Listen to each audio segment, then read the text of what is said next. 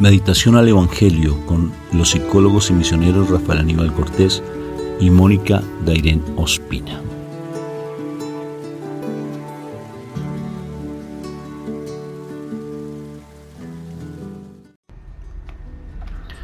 Un saludo fraterno de paz y bien a cada uno de ustedes.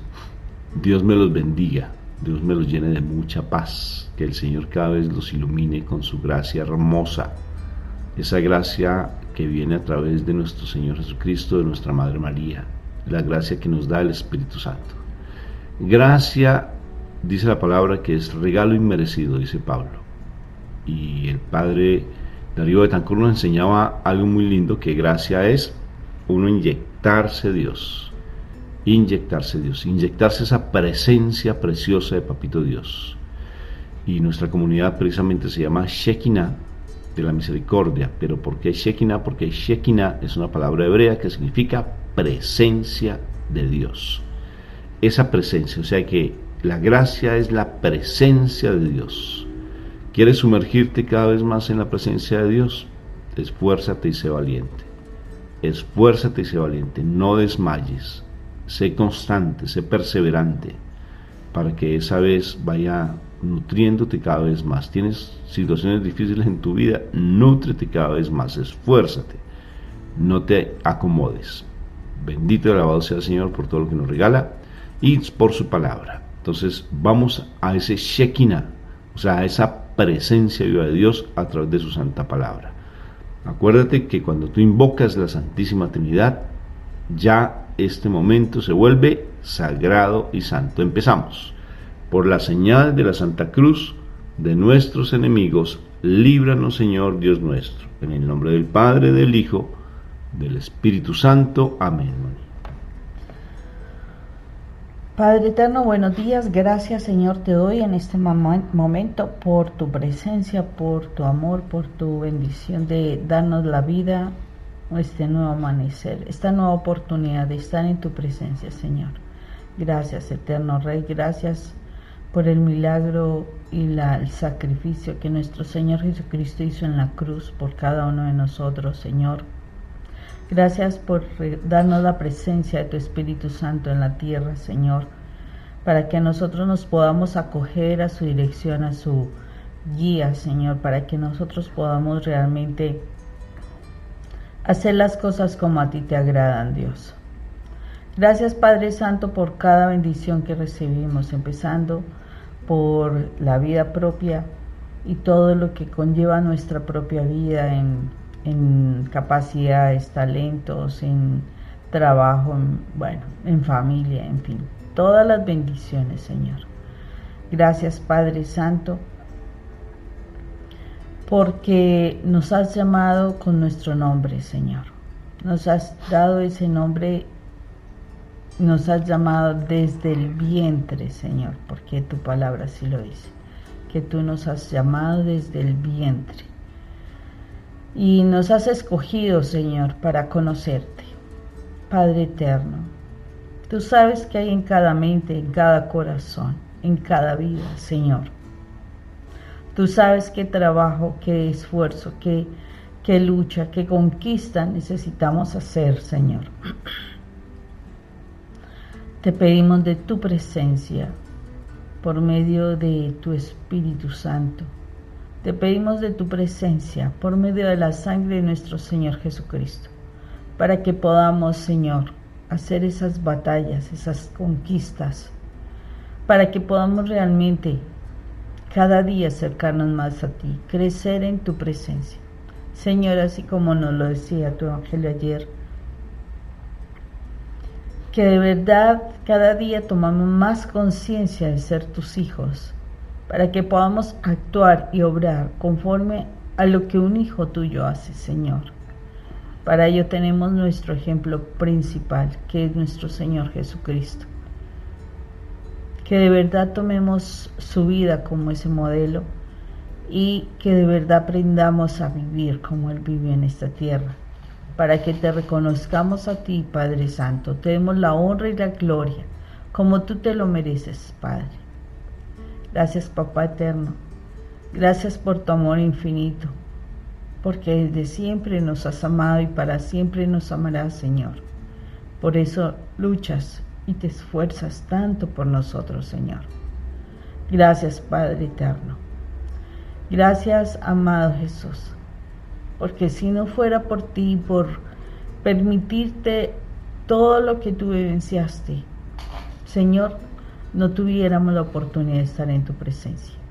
Gracias, Espíritu Santo, porque te decidiste, a pesar de tantos rechazos, venir a esta tierra para enseñarnos, recordarnos, acompañarnos, defendernos de todas las cosas que pasan a nuestro alrededor por parte del maligno, para que nosotros podamos alcanzar la bendición de estar con nuestro Padre. Padre eterno, que en este día tu Espíritu Santo nos enseñe tu palabra, nos permita hacerla comprender, que esa palabra se siembre en nuestra mente y en nuestro corazón, que esas palabras las guardemos, las atesoremos en nuestro corazón, y no solamente eso, Padre, sino que la pongamos por obra. Te damos gracias, Padre eterno, para ti la alabanza y la gloria, en el nombre de tu Hijo amado. Amén y amén. Y amén. Bueno, palabra de hoy, mi amor. Vamos con el Evangelio de San Marcos. Estamos en el capítulo 3 y vamos al versículo 31 al 35. Dice lo siguiente. Entre tanto, llegaron la madre y los hermanos de Jesús, pero se quedaron afuera y mandaron llamarlo. La gente que estaba sentada alrededor de Jesús les dijo: tu madre, tus hermanos y tus hermanas están afuera y te buscan. Él les dijo: ¿quiénes son mi madre y mis hermanos? Luego, mirando a los que estaban sentados a su alrededor, añadió: estos son mi madre y mis hermanos, pues cualquiera que hace la voluntad de Dios, ese es mi hermano, mi hermana y mi madre. Palabra de Dios. Gloria a ti, Señor Jesús. Bueno, es un evangelio de por sí, una palabra que se ha prestado para que haya mucha crítica frente a la fe católica, a nuestra fe con respecto a la virginidad de nuestra Madre María, si tuvo o no tuvo más hijos.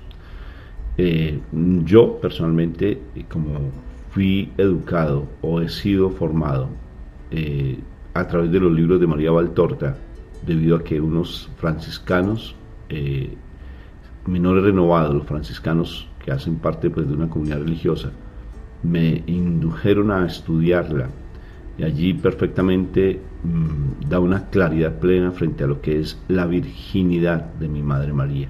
Ella no conoció el placer de la sexualidad como tal, y eso es muy polémico, pero de por sí quisiera llevar, más que estar dialogando sobre si eso no es virgen, si tuvo o no tuvo más hijos, para mí es la siempre virgen, ¿sí? La siempre pura.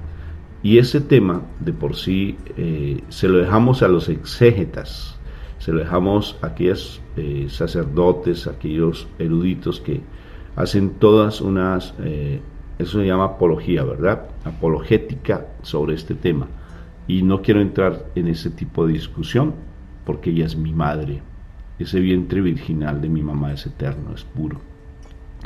Pero esto a qué nos lleva frente a la parte espiritual. Recordemos que es importante todo llevarlo a un plano espiritual. ¿Por qué mi Señor Jesús en ese momento está diciendo: mi familia son ustedes? ¿Por qué mi Señor Jesús habla sobre ese tema? Yo creo que está llamándole la atención a las personas, porque de una u otra forma algo sucedió perfectamente con respecto a la incredulidad de las personas, y les está diciendo: ustedes son mi familia. Ese concepto espiritual, ustedes son mi familia, no lo está diciendo entonces que mi hermano, como decimos aquí en Colombia, ¿verdad? Entonces que mi parce. No, eso no es decirle mi hermano. Mi Jesús está hablando en serio. Cuando él dice ustedes son mi familia, es porque él nos creó obedeciendo a mi Padre Dios, y al crearnos él nos incorpora nuevamente en su genética espiritual. Nosotros, debido al pecado, nos apartamos. Cuando nacimos con la esencia del alma, con la esencia de Dios, que es el alma, esa presencia viva de Dios en nosotros, porque a diferencia de los animales y a diferencia de la naturaleza, ellos tienen espíritu, más nosotros tenemos espíritu, pero tenemos un aditivo más, que es el más hermoso de todos, que se llama el alma, la que nos da la posibilidad de tener esa preciosa toma de decisiones, en saber lo que es bueno y lo que es malo, o sea, la moral. Entonces, ¿qué implica con respecto a ello? Que necesariamente nosotros somos familia de Jesús cuando nos reconocemos, acuérdate lo que ha dicho estos días el Señor y en especial ayer, cuando nos reconocemos pecadores y creemos en Él, cuando nos reconocemos que hemos pecado, conviértanse y crean en el Evangelio, conviértanse, confiésense, bautícense, y en ese sentido, pues nosotros entramos otra vez a ese cuerpo, a esa familia, volvemos a esa naturaleza que habíamos perdido por el pecado. Y cada vez más, en la medida que más nos sumerjamos, ese Shekinah, nos incorporemos cada vez más en esa presencia de Dios, somos realmente esa naturaleza plena de nuestro Señor y nos llama directamente familiares. Ustedes son mi madre, mis hermanos, mis familiares, todo, porque nos incorpora esa familia hermosa a través de nuestro Señor Jesucristo por su sangre, por ese sacrificio que Él hizo por nosotros. Por eso es tan importante meditar siempre en la vía dolorosa de nuestro Señor Jesucristo, ver que ese sufrimiento que Él tuvo, que eso sí que Él dio, incluyendo ese sí maravilloso cuando mi Padre Dios le dice, tienes que ir al mundo a rescatar la propia creación, a rescatar a mis hijos. Vas, y Él dijo, sí, eso sí de mi Jesús, eso sí de mi madre, ese sufrimiento que de tantas personas que han dado la vida porque nosotros nos salvemos, es que nosotros lo reconozcamos, exaltemos el nombre de mi Padre Dios, porque Él se sacrifica también para tratar de que nosotros no nos perdamos y seamos parte de ese reino de los cielos hermoso. Ustedes son mis familia, ustedes son mi madre y mis hermanos, ustedes lo son.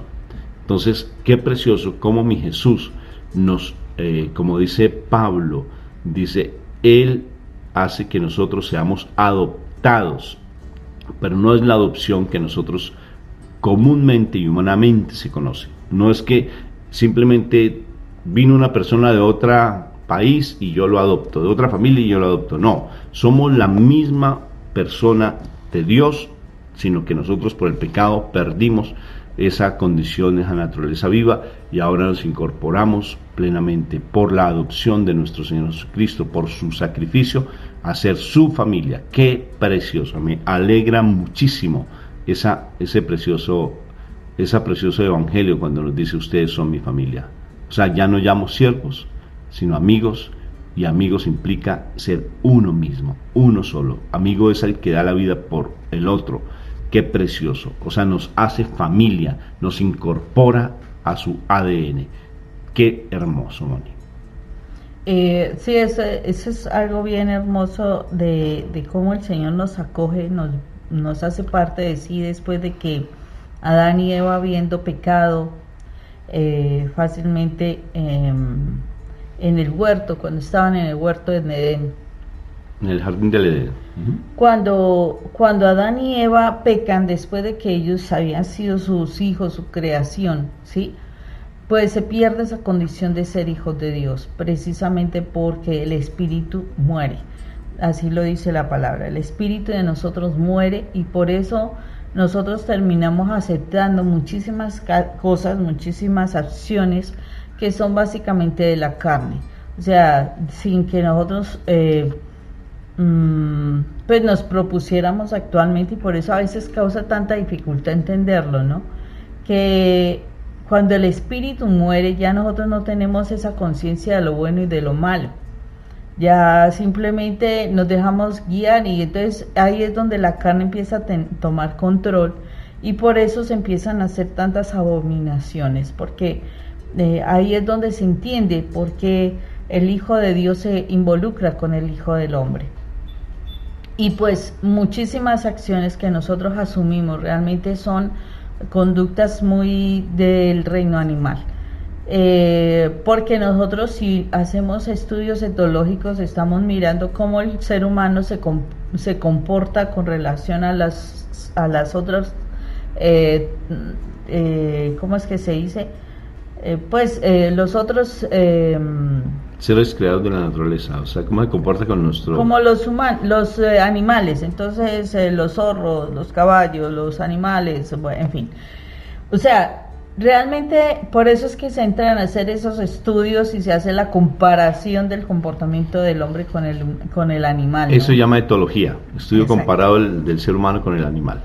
Entonces, y se encuentran demasiadas similitudes. ¿Por qué razón? Por eso mismo, porque el ser humano dejó su espíritu muere a causa del pecado y desafortunadamente solo se deja llevar por lo instintual, por mi deseo, por mi voluntad, por lo que yo quiero, por lo que yo pienso, pero no por lo que el Espíritu de Dios me inspira. Entonces, desafortunadamente, por eso surgen una cantidad de normas, de mandamientos. Inicialmente fueron 10, pero si nosotros vemos a lo que es Números, lo que es Levítico, nosotros vamos a encontrar allí cantidad de mandamientos que están como orientando la conducta, porque se había desordenado tanto el ser humano, o sea, se había dejado llevar tanto por la parte carnal, que era necesario hacer que las leyes fluyeran en el ser humano, porque estaban haciendo muchas cosas incorrectas. Por eso encontramos la historia de Sodoma, de Gomorra, por eso encontramos tantas situaciones que se dan incorrectas, ¿no?, dentro de la historia de la humanidad. Y desafortunadamente aún se siguen dando. ¿Todo por qué? Todo porque nos causa dificultad entender qué es ser verdaderamente hijo de Dios. Y solamente si se da la vida al Espíritu de Dios en nosotros podremos entender la voluntad del Padre. Pero no solamente si nosotros nacemos de nuevo, como le dice Juan 3:3, sino además de eso, de nacer de nuevo, yo tengo que estar en ese constante contacto con mi Padre Dios. Yo tengo que estar sabiendo qué es lo que Él dice. Leía en estos días una imagen que encontré por ahí, decía, ¿cómo voy a hacer la voluntad de Dios si ni siquiera leo la palabra? Y eso es claro. ¿Por qué razón?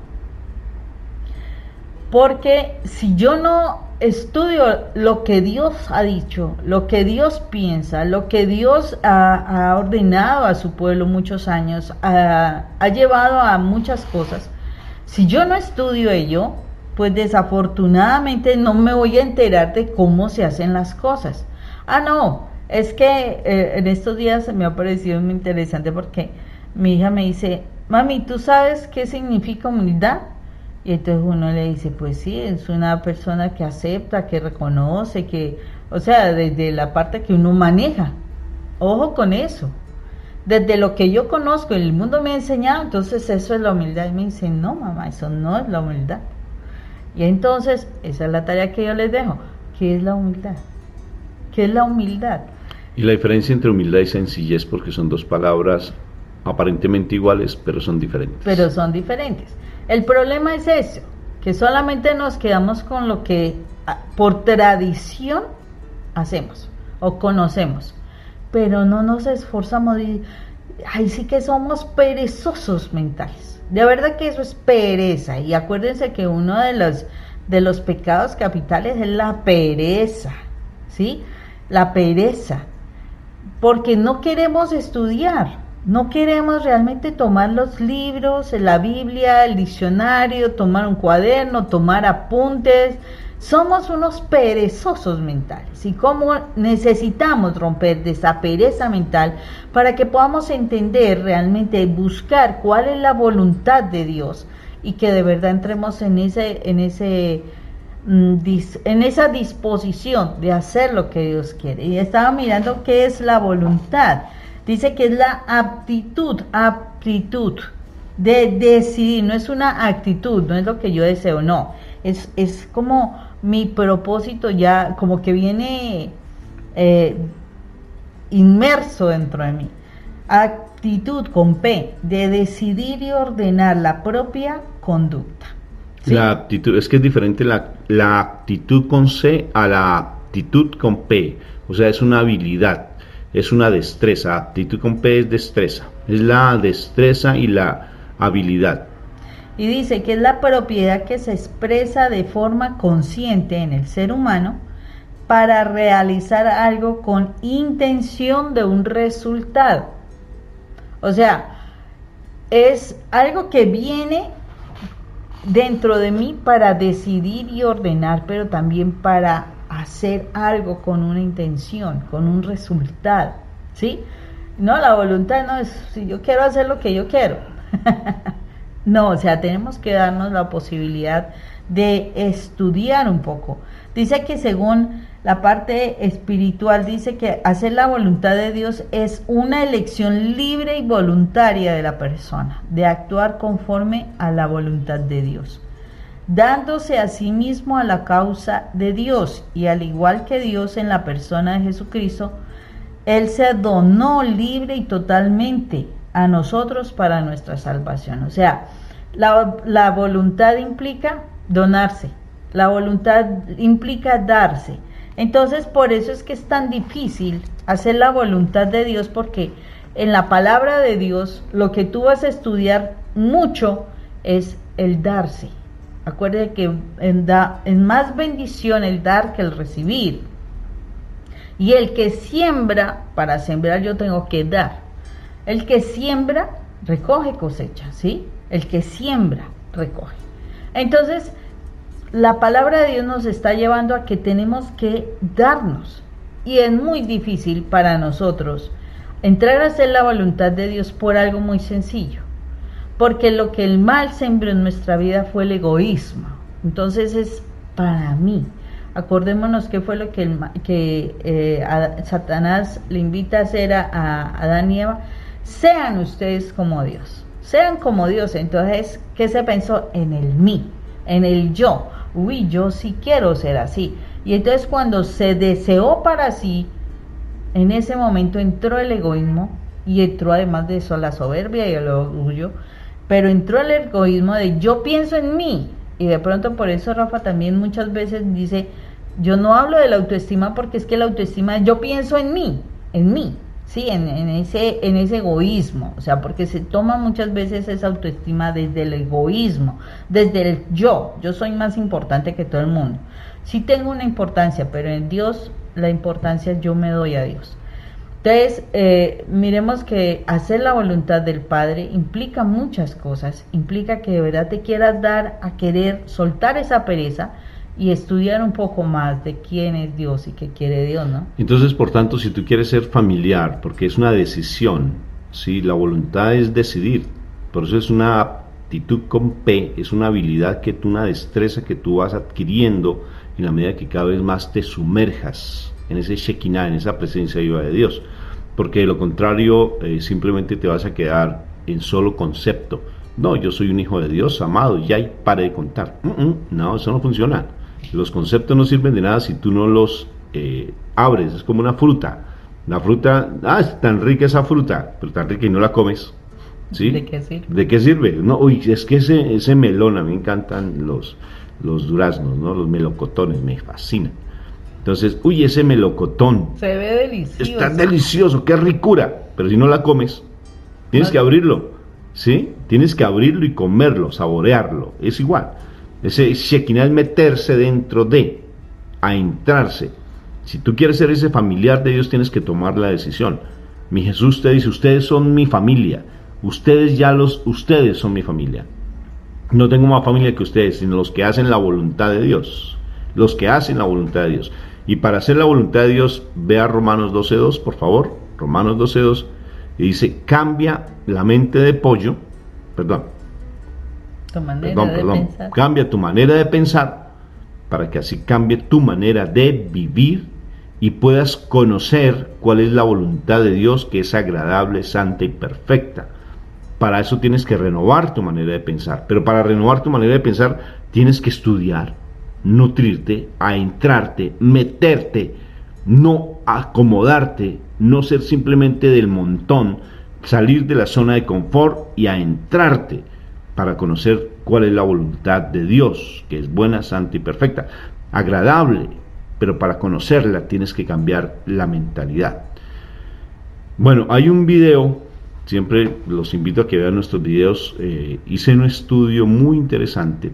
El problema es que casi no se encuentra en YouTube, pero si tú con todo gusto me escribes a mi correo, te lo envío a mi WhatsApp. Rafa, ¿cuál es ese video? Se llama, es un poquito largo y todo rebuscado ese nombre, propio de psicólogo, ¿no? Neuropsicología, ¿cómo es? Estudio, se llama así, estudio neuropsicofisiológico del joven infractor a la ley. Qué nombre más rebuscado, pero así se llama. Me va a tocar colocarle otro nombre más sencillo.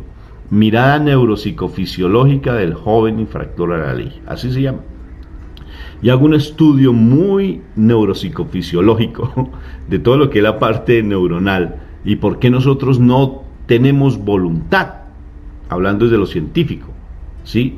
¿Pero por qué? Porque no tenemos una idea nueva, porque no implantamos en nuestra cabeza una idea, no cambiamos nuestra manera de pensar, y allí justifico científicamente, desde la parte neuronal, hablando de varios científicos y un estudio que hice bien interesante, de por qué nosotros no tenemos voluntad, si perdemos la voluntad. ¿Por qué? Tomamos una decisión, más que perder la voluntad, tomamos decisiones equivocadas y nos dejamos llevar por el mal, por el mundo, y no persistimos en la búsqueda del Señor, o sea, no hacemos parte de la familia. Dijimos, este momento sagrado de santo, dijimos, invocamos la Santísima Trinidad, estamos ante la presencia de Dios, estamos en el reino de los cielos, en este instante estamos en el reino de los cielos, porque estamos orando, estamos meditando, estamos hablando. Esto es estar en el reino de los cielos, pero apenas terminemos, otra vez vuelve la mula del trigo, otra vez las preocupaciones, otra vez el mundo, ya me perdí de la naturaleza que yo hacía, ya se me olvidó que yo hacía parte del reino de los cielos, se me olvidó todo, se me olvidó meditar la palabra, se me olvidó estudiarla, ¿sí? Y cómo es de importante. Ese Shekinah es estar metido en la familia de Dios, porque nosotros somos de apellido de los ejércitos, porque mi papá Dios es de los ejércitos, y mi nombre es Misericordia, porque mi papá Dios es misericordia. Entonces es el nombre espiritual que tú y yo tenemos, ser misericordiosos, compasivos, cariñosos, ser tiernos, ¿sí? Realmente te invitamos a ser parte del reino de los cielos, a ser parte de la familia a la cual tú perteneces. Tú no le perteneces a la familia del mundo, no perteneces a esa familia. Dios nos colocó aquí en el mundo, pero realmente nos trajo a este mundo para que conociéramos y lucháramos por estar en el reino de los cielos. Lucha, esfuérzate y sé valiente. Esfuérzate y sé valiente. Y ahora te dejo una tarea.